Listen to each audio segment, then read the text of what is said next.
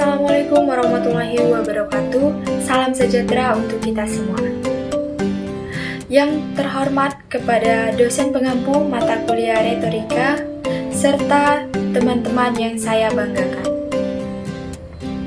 Pada kesempatan yang baik ini, marilah kita panjatkan puji dan syukur kita atas kehadiran Allah Subhanahu wa Ta'ala yang telah memberikan kita semua nikmat dan hidayahnya sehingga kita bisa berkumpul dalam acara pada hari ini dalam keadaan sehat walafiat.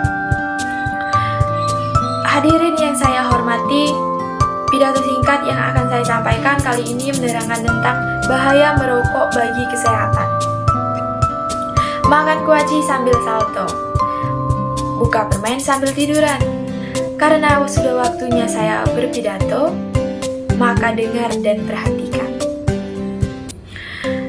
Baik hadirin yang berbahagia, tidak menjadi rahasia umum lagi dan tidak harus dipungkiri lagi kalau di kalangan perokok sudah mengetahui, sudah merasakan dampak bahaya aktivitas merokok.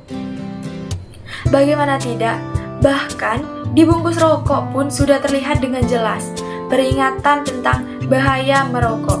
Walaupun demikian, mereka seolah menutup mata, tidak peduli dengan membuat banyak sekali alasan, padahal asap rokok secara ilmiah dan pengetahuan terbukti menyebabkan setidaknya 25 jenis penyakit.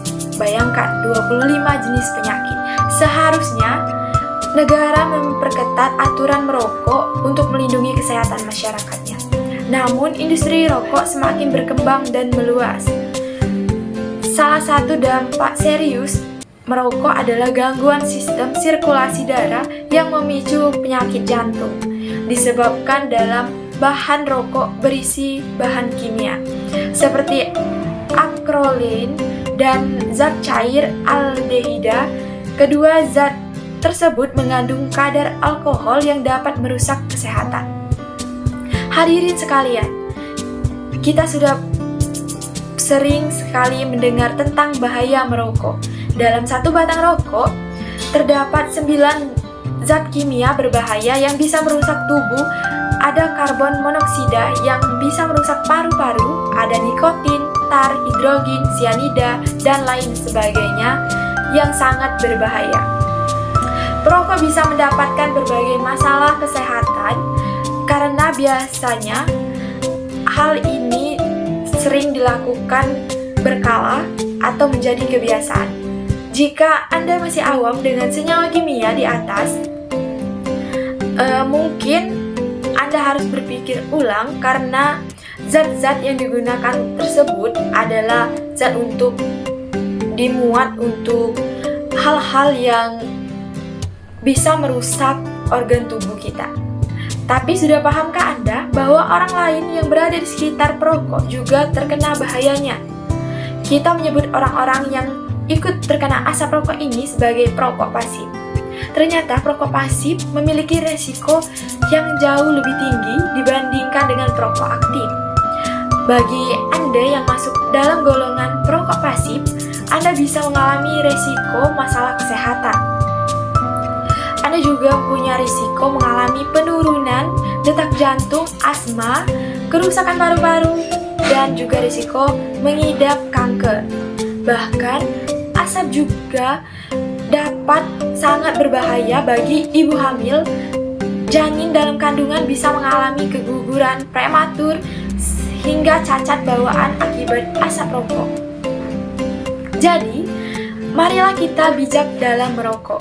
Jangan sampai kalangan perokok aktif tidak tahu aturan akan bahayanya perokok.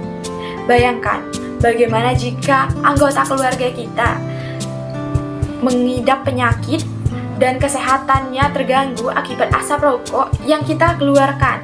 Kita harus sadar bahwa asap rokok berbahaya. Sebisa mungkin kita harus mengurangi atau berjuang untuk berhenti agar tidak merokok lagi. Dengan berhenti merokok, kita bukan hanya menyelamatkan diri sendiri, tapi kita juga akan menyelamatkan keluarga dan lingkungan dari ancaman bahaya asap rokok. Menghilangkan kebiasaan merokok memang sulit, apalagi kita yang telah lama menjadi pecandu rokok. Niat yang kuat adalah kunci berhenti merokok. Jangan sampai kita baru berhenti merokok saat kesehatan sudah memburuk. Jangan sampai kita harus terkena penyakit, mematikan dulu baru kita berhenti merokok.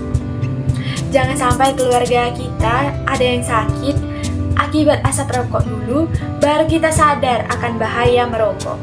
Kita harus mulai menyadari semua bahaya ini sejak saat ini. Hadirin yang saya hormati, mari kita mulai membiasakan diri untuk hidup jauh dari asap rokok. Saat ada keinginan untuk merokok, alihkan perhatian otak pada aktivitas lain. Kita bisa mengonsumsi permen, makanan sehat, atau buah-buahan.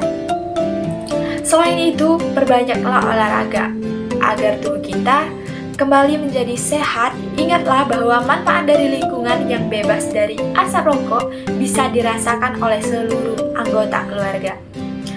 Jadikan keluarga sebagai motivasi untuk bebas dari rokok.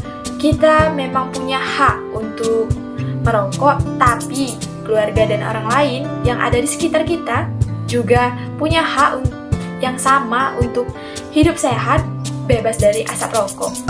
Jika kita ingin hidup sehat, panjang umur, dan bahagia bersama dengan keluarga, maka niatkan diri kita untuk berhenti merokok.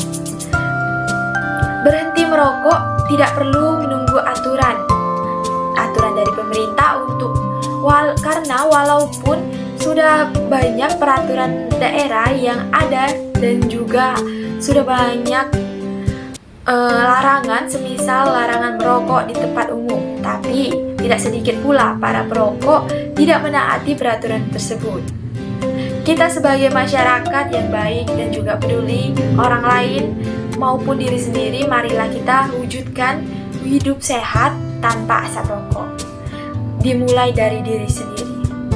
Mungkin hanya sekian dulu pidato yang dapat saya sampaikan. Lebih dan kurang saya mohon maaf. Kepada Allah saya mohon ampun. Saya akhiri. Wabillahi taufiq wal hidayah. Wassalamualaikum warahmatullahi wabarakatuh.